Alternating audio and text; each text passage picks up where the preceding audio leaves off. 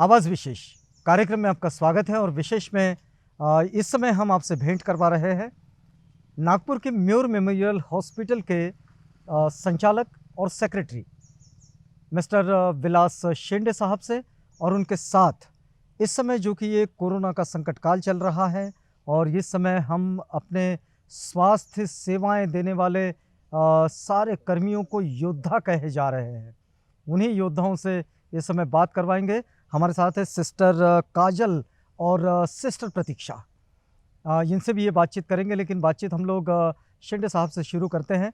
लेकिन आपको बताते हैं कि म्योर का इतिहास। म्योर वैसे वास्तव में डॉक्टर एग्नेस एलिजाबेथ हैंडरसन इन्होंने शुरू किया, लेकिन उस वक्त में जिस वक्त ब्रिटिश कॉलोनियाँ भारत में विकसित हो रही थी और उस वक्त में जब बहुत सारे क्षेत्र में गांव के गांव संक्रमण से खत्म हो जाते थे, और ऐसी स्थिति में यहाँ जो स्वास्थ्य सुविधाओं की ज़रूरत पड़ी, उस वक्त में डॉक्टर एग्नेस ने इसकी शुरुआत की थी। और तब से लेकर तो अब तक ये सिलसिला जैसा का वैसा लोगों की सेवा में समर्पित है। आज हम समझेंगे, जब हम कोरोना संकट काल में है तो इस संकट काल में म्योर इस वक्त में किस तरह से सोचता है। सर, कार्यक्रम में आपका स्वागत। सिस्टर, कार्यक्रम में आपका स्वागत। आप सबका बहुत धन्यवाद कि इस वक्त में हमारे पास हेल्थ पर इतने चैलेंजेस हम लोग देख रहे हैं, या इस बीच भी आपने वक्त निकाला और हमसे बातचीत कर रही, तो आप सबका बहुत धन्यवाद। कार्यक्रम की शुरुआत में करते हैं। शेंडे साहब, एक बात हम समझना चाहेंगे कि म्योर की जो पहचान आती है वो पहचान इस सेवा के लिए आती है कि म्योर अपने मोबाइल हॉस्पिटल्स के ज़रिए, अपने मोबाइल हेल्थ वर्कर्स के ज़रिए, डॉक्टर्स के ज़रिए गांव-गांव जाती है, स्लम एरियाज़ में जाती है और गरीबों की बस्तियों में जाती है और वहां जाकर सेवाएं देती है। क्या आप बता पाएंगे कि जहां से इसकी शुरुआत होती है वो, और ये वक्त जो लगभग हम समझते हैं कि 150 साल 150 साल के आसपास का वक्त अभी बीत चुका है म्योर की सर्विस में, आप क्या कहेंगे इस पूरी सर्विस पर? क्योंकि आप मुझे लगता है कि इस पूरी सेवा में आप चौथी पांचवी पीढ़ी में आ रहे हैं। धन्यवाद सर, नमस्कार कि आज आवाज़ इंडिया की टीम इस म्योर मेमोरियल अस्पताल के परिसर में यहाँ आई हुई है।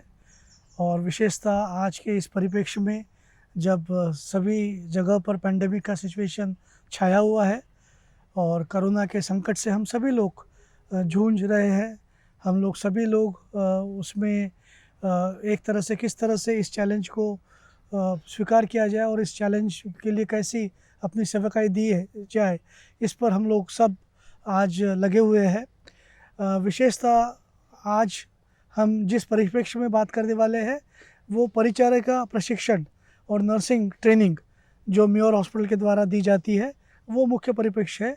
लेकिन जैसे आपने कहा कि म्योर हॉस्पिटल का जो इतिहास चालू होता है वो सन 1896 से शुरुआत होती है, जब डॉक्टर एग्नेस हैंडरसन ने इस नागपुर क्षेत्र में, जिस समय यहाँ पे बाल मृत्यु और माता मृत्यु दर काफ़ी हद तक था, और इसीलिए एक माता और बाल संगोपन गृह की स्थापना के नए 24 बेड का अस्पताल यहाँ पे शुरुआत की।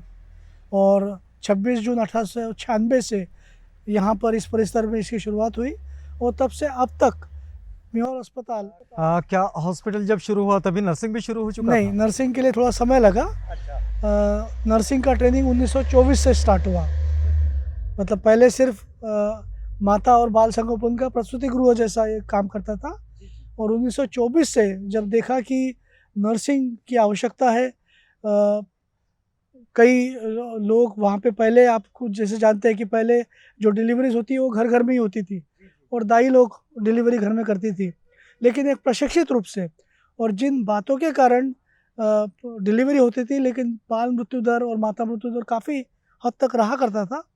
इसीलिए फिर डॉक्टर एग्नेस और उनके सहयोगी ने सोचा कि क्यों ना हम नर्सिंग प्रशिक्षण शुरू करें, और इसीलिए 1924 से यहाँ पर नर्सिंग का प्रशिक्षण की शुरुआत हुई। सर, एक बात, लेकिन तब भी हम ये समझते हैं कि वास्तव में नर्सिंग है क्या, और भारत में नर्सिंग का क्या मतलब समझते हैं? क्योंकि बहुत सारे लोग तो नर्सिंग का मतलब यही समझते हैं कि कोई एक सिस्टर आती है, वो दवाखाने में दिखती है, वो और वो जैसे ये सिस्टर बैठे हैं, बस ये आते हैं और पेशेंट को, मरीज़ों को दवाएं देती है, गोलियां देती है, इंजेक्शन देती है, चली जाती है, मीन्स नर्स। आप क्या समझते हैं इसको कि नर्सिंग वास्तव में क्या है? क्योंकि म्यूर ने इसको बहुत नज़दीक से जिया है। हमारा जैसे आपको पता है कि हमारा जो ब्रीद वाक्य है वो है सर्व in love. Serve in love मतलब प्रेम के साथ आप दूसरों की सेवा करें। और हम जिस मूल्यों पर आधारित काम करते हैं, इन मूल्यों पर ऐसा कहा जाता है कि love the neighbour as yourself, आपकी पड़ोसी पर आपके जैसा ही प्रेम करो। और उसी भावना को रखकर यहाँ पर ये महत्वपूर्ण है कि जब भी आप एक नर्स या परिचारिका को देखते हैं तो उसमें उसके जो व्यावसायिक गुण हैं या उसके जो कौशल्य बोलते हैं या नॉलेज बोलते हैं, जानकारी बोलते हैं, और उसके जो स्किल्स है, इसके अलावा उसमें कितना कमिटमेंट है, कितना डेडिकेशन है, उस व्यवसाय के प्रति कितना समर्पण है, ये ज़्यादा महत्वपूर्ण है। और जब तक अगर आपको उस सेवकाई से, क्योंकि हम इसको जो सिर्फ प्रोफेशन नहीं बोलते लेकिन इसको हम वोकेशन बोलते हैं। अच्छा। वोकेशन इसलिए क्योंकि डेडिकेशन, कमिटमेंट ये ज़्यादा महत्वपूर्ण है। फ्लोरेंस नाइटिंगेल इन्होंने इसकी एक नींव रखी जब उन्होंने महायुद्ध में जो सैनिक जख्मी होते थे उनकी सेवकाई करके उन्होंने नर्सिंग सेवकाई की नींव रखी। अच्छा, लेकिन हम कितनी तरह की नर्सिंग को देख सकते हैं? हाँ, अभी ये नर्सिंग के बहुत अलग अलग, उसके बाद से ANM, GNM, BSc nursing, MSc nursing, PhD nursing और स्पेशलाइजेशन नर्सिंग भी हो चुका है। लेकिन इसके बारे में मेरे साथ में सिस्टर प्रतीक्षा हाँ, और सिस्टर काजल आए हुए हैं, जी जी जी वो जी इसके जी। बारे में ज़्यादा। लेकिन एक बात तो हम ये जानना चाह रहे हैं कि जैसे जिन नर्सिंग कोर्सेज को म्यूर चलाता है, वो जो कोर्सेज है, वो कोर्सेज कहाँ से मान्यता प्राप्त है? ये general nursing and midwifery course है और ये इंडियन नर्सिंग काउंसिल और महाराष्ट्र नर्सिंग काउंसिल इससे एफिलेटेड है। तो महाराष्ट्र नर्सिंग काउंसिल तो इसको परमिशन देता है या फिर रिकग्निशन देता नहीं, है? इसको परमिशन और रिकग्निशन दोनों भी प्रक्रिया वहीं से होती है। शुरू में आपको डेफिनेटली उसके जो भी रजिस्ट्रेशन है, हॉस्पिटल का रजिस्ट्रेशन है, वो आपको कॉरपोरेशन के थ्रू करना पड़ता है। तो मतलब महाराष्ट्र में भी इसे महाराष्ट्र नर्सिंग काउंसिल ही संचालित करती है। तो मैं सिस्टर प्रतीक्षा के पास जाऊंगा। सिस्टर, एक बात जो हम आपसे जानेंगे कि जैसा हम लोग अभी शिंदे सर से बात कर रहे थे, तो वो कह रहे थे कि भाई नर्सिंग के अलग अलग प्रकार हैं। कितने प्रकार, कैसे प्रकार होते हैं नर्सिंग के? जैसे कि ANM है, असिस्टेंट नर्स है, GNM है और BSc नर्सिंग है। जो असिस्टेंट नर्स है वो 1 ईयर कोर्स होता है और ANM जो है एक्सिलरी नर्स मिडवाइफरी होता है, वो 2 ईयर कोर्स होता है। और उसके अलावा GNM है जो general nurse midwifery 3 years course होता है। और तुमको मतलब ये डिप्लोमा कोर्स होता है और असिस्टेंट नर्स ये सर्टिफिकेट कोर्स होता है। उसके अलावा मतलब किसी को डिग्री कोर्स करना है तो वो बेसिक BSc नर्सिंग भी कर सकते। उसके आगे भी मतलब BSc नर्सिंग होने के बाद MSc नर्सिंग, PhD उसके लेवल पे उनके पोस्ट बढ़ते रहते। तो अगर हम लोग इसको समझना चाहे कि भाई जो लोग मतलब अभी जो बच्चियां हो चाहे बच्चे हो, जिन्होंने अभी 10वीं 12वीं पास किया है, अगर वो चाहते हैं कि उनको नर्सिंग में आना है, तो क्या फ़ायदा देखते हैं आप नर्सिंग का? मतलब नर्सिंग में क्योंकि हमने ये तो समझा म्यूर से बात करते हुए और म्यूर के संचालकों से बात करते हुए कि म्यूर ये ऐसी सर्विस है जो प्रेम के साथ आती है, लेकिन बहुत सारे लोग इसको किसी प्रोफेशन के रूप में, किसी करियर के रूप में ऐसा भी देखते होंगे। तो आपको क्या लगता है, क्या फ़ायदे होते हैं इसके? नर्सिंग मतलब एक प्रकार का ये प्रोफेशन है। नर्सिंग को अभी फ़िलहाल में सभी मतलब प्रोफेशन करके ही बोलते हैं, nursing as a profession. Then इसमें कैसा है, जो पर्सन्स इल होते हैं उसको उनको मतलब ट्रीटमेंट प्रोवाइड कर, फिजिकली, मेंटली, सोशली, स्पिरिचुअली उनको मेंटली फिट करने के लिए एक प्रकार का सर्विस होती है। देन उसके अलावा जो स्कोप है इसमें BSc नर्सिंग के बाद जैसे स्कोप होते हैं कि मतलब BSc होने के बाद तो JNM होने के बाद हॉस्पिटल में वर्क कर सकते हैं। उसके अलावा उनके पोस्ट भी बढ़ते हैं एक्सपीरियंस के हिसाब से। मैं थोड़ा सा सिस्टर काजल के पास जाऊंगा। सिस्टर, एक बात हम आपसे जानेंगे कि हम देखते हैं कि एक 6 माह का एक सर्टिफिकेट कोर्स भी होता है जो नर्सिंग में होता है। और एक कोर्स हम ऐसा भी देखते हैं कि जो बीएससी नर्सिंग के साथ 3 साल का डिग्री कोर्स है ना? फिर इसके साथ अलग-अलग चीज़ें आती है, लेकिन ये 3 साल का डिग्री कोर्स और 6 माह का सर्टिफिकेशन, इसमें क्या कोई ख़ास अंतर है? हाँ, ख़ास अंतर ये है, वक़्त का या फिर कुछ प्रशिक्षण का भी? वक़्त का भी और प्रशिक्षण का हाँ, भी। हाँ। जैसे कि नर्स असिस्टेंट होते हैं जो कि 6 मंथ का कोर्स होता है और बीएससी नर्सिंग और जीएनएम ये 3 साल का या फिर 4 साल का कोर्स रहता है। तो nurse assistant as a assistant ही काम करती है। अच्छा, वो उनका उनका कभी प्रमोशन नहीं होता? नहीं, वो गवर्नमेंट के लिए अप्लाई नहीं कर सकते। तो ये जो 6 माह का जो प्रशिक्षण है, ये सिर्फ़ म्योर में ही होता है? नहीं, ऐसे नहीं है, म्यूर में ही होता है, अलग-अलग जगह पे भी होता है। अभी देखिए आप तो इसमें हैं, हम तो आपसे कोविड पर ज़रा बातचीत करना चाह रहे थे, लेकिन इससे चलते हुए एक बात करना चाहेंगे कि जो बच्चे अभी इसमें एडमिशन करना चाहें तो उसकी प्रोसेस कैसी कैसी है? जैसे कि उनको एडमिशन करना है जीएनएम में या फिर एएनएम में, तो उनको पहले 12th पास होना चाहिए। 12th पास 45% के अबव उनको परसेंट वो चाहिए, चाहे मेल हो चाहे फीमेल हो? चाहे मेल हो या फीमेल हो। अगर जैसे कि हमारे यहाँ बात करेंगे तो हमारे यहाँ सिर्फ 30 प्लेसमेंट है, तो उसमें से 3 जो है वो मेल के लिए है, बाकी 27 जो है वो तो ये सब फीमेल के नीट से ही लिए है। अलॉट होके आता होगा ना? नहीं, जो जीएनएम है उसको नीट का कोई ज़रूरत नहीं है। जो बीएससी नर्सिंग है उसमें नीट ज़रूरी होती है। अच्छा, तो एएनएम तो म्योर चलाता है? एएनएम नहीं, सिर्फ म्यूर जीएनएम अच्छा, चलाता है, जीएनएम चलाता है। General nursing. अच्छा, अच्छा, अच्छा। हम लोग थोड़ा-सा शिफ्ट हो रहे हैं शिंदे साहब की तरफ। एक बात ये भी समझना चाह रहे थे हम लोग कि ये जो बच्चे यहाँ पर सीखते हैं, पढ़ते हैं, नर्सिंग सीखते हैं, इन सब चीज़ों को सिर्फ़ भारत में मान्यता मिलती है या भारत के बाहर भी?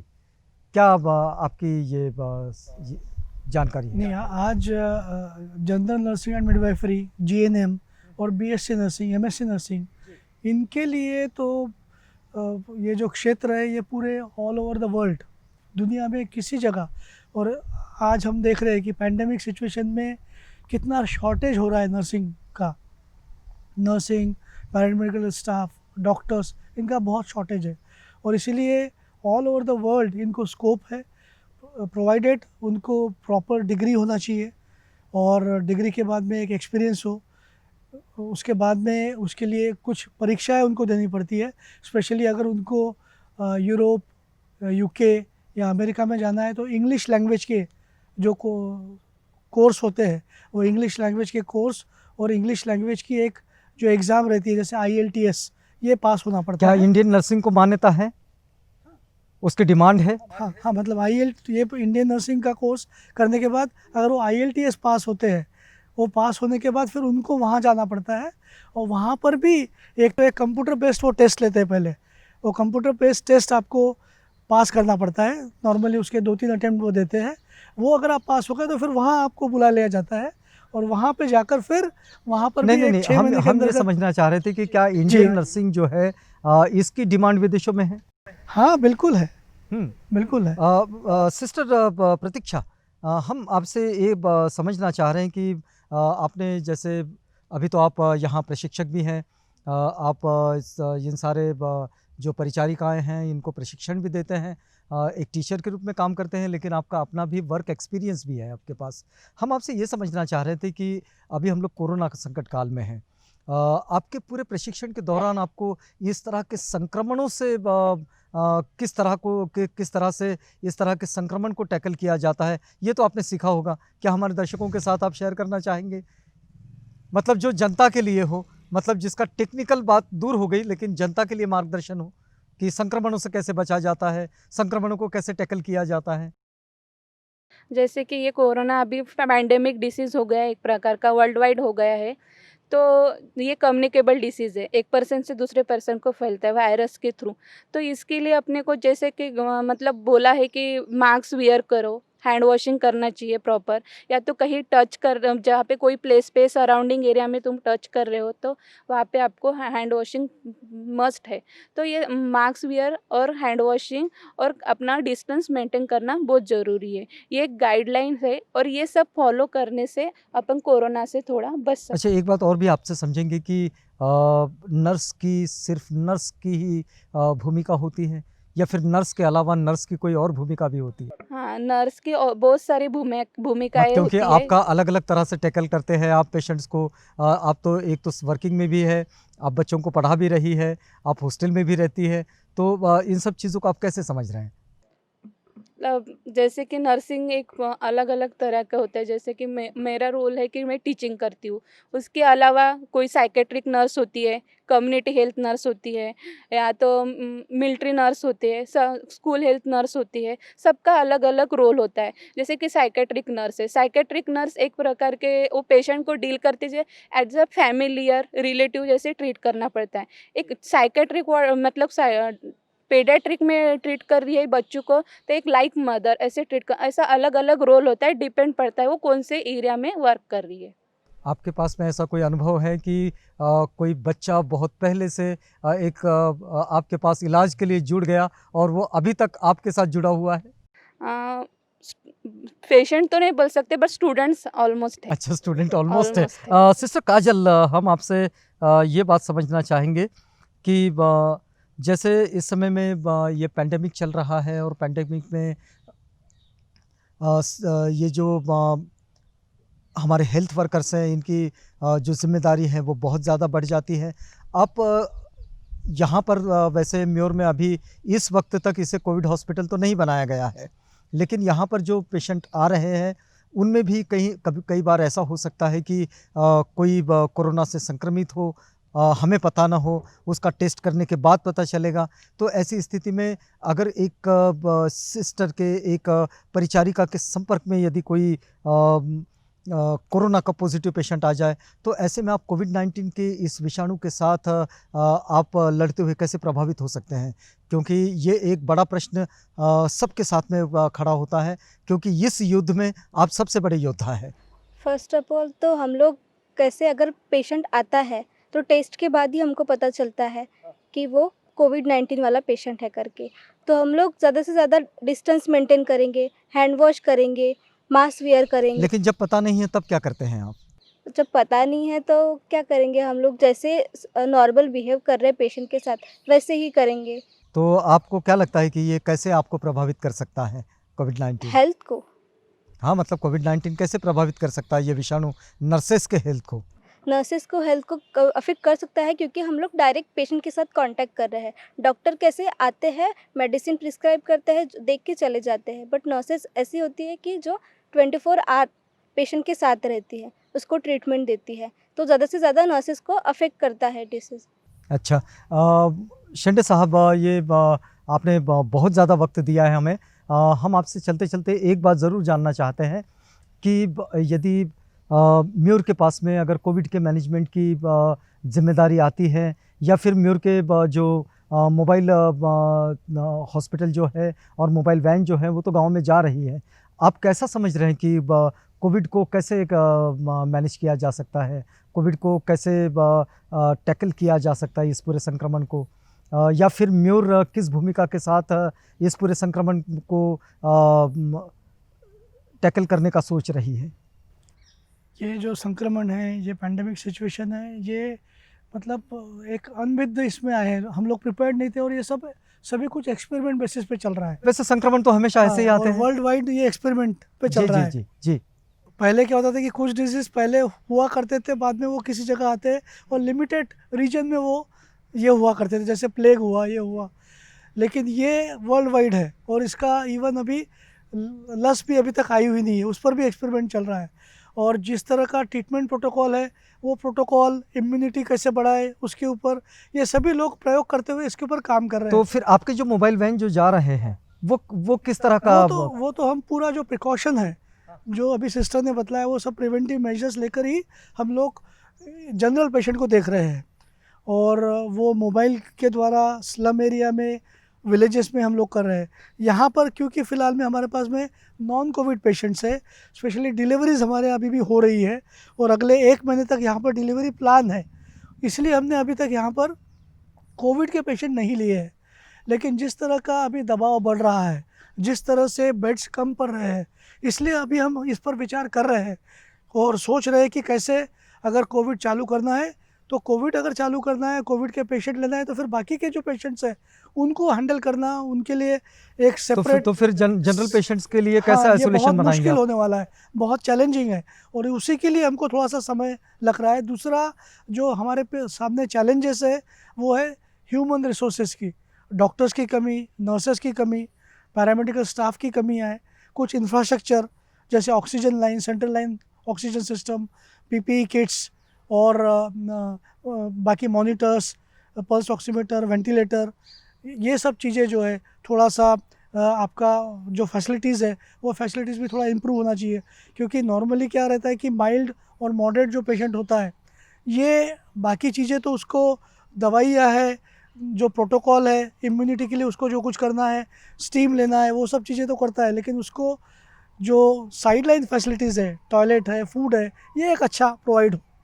तो ये सब बातों पर भी ध्यान देना आवश्यक होता है। तो म्योर इस पर काम कर रहा इसके है। ऊपर म्योर काम अभी चालू कर रहा है और हम कोशिश करते हैं और हमने इसके लिए बोला भी है सरकार को कि अगर आप चैरिटेबल हॉस्पिटल्स को, उनके पास किसी हॉस्पिटल के पास 50%, किसी के हॉस्पिटल के पास 60 या किसी के पास 70% रिसोर्सेस है, सिर्फ आपको उनको जो बाकी का है, जो कमियां है, उतनी अगर आप मदद करते हैं तो डेफिनेटली ये चैरिटेबल हॉस्पिटल के बेड्स कोविड हॉस्पिटल के लिए, कोविड पेशेंट के लिए तैयार हो सकते हैं। और इसकी जो डिमांड है ये मैं कई दिनों से जो लोकल एडमिनिस्ट्रेशन है इनके साथ मैं कर रहा हूँ, और अगर आपके माध्यम से अगर ये विनती सरकार तक जाती है, महाराष्ट्र शासन इसका अगर ख्याल लेते हैं कि जितने भी चैरिटेबल हॉस्पिटल्स हैं उनके पास जो रिसोर्सेस है और उसको एडिशनल जो रिसोर्सेस लगते हैं उसको प्रोवाइड करे, उसके लिए या तो फिर फंडिंग की मदद करे, तो डेफिनेटली एक्स्ट्रा बेड्स जो आज आवश्यक है वो अवेलेबल हो जाएंगे। नागपुर में नहीं, पूरे महाराष्ट्र राज्य में ये अवेलेबल हो सकते हैं। नर्सिंग के पूरे अपने छात्र छात्राओं के साथ और पूरे अपने डॉक्टर्स की टीम के साथ और पैरामेडिकल स्टाफ के साथ इस समय म्योर हॉस्पिटल इस पूरे कोरोना संकट काल में लोगों के पास स्वास्थ्य सुविधाएं पहुंचाने के लिए तैयार तो हैं, लेकिन एक दिक्कत भी है कि बहुत पहले से स्थितियां ये बनी हैं कि जो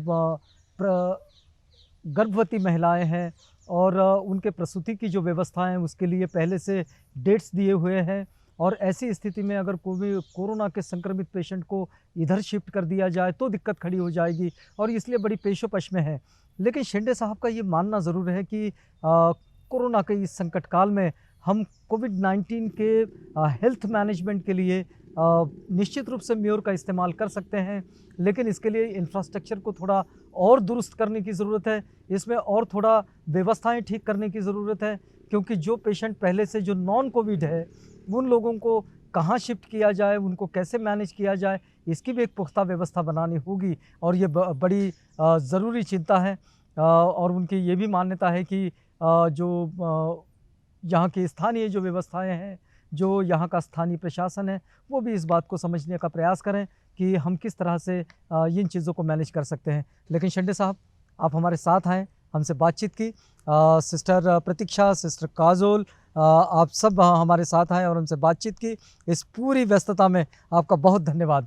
आप बने रहिएगा आवाज़ इंडिया के साथ, प्रोग्राम आगे भी जारी है।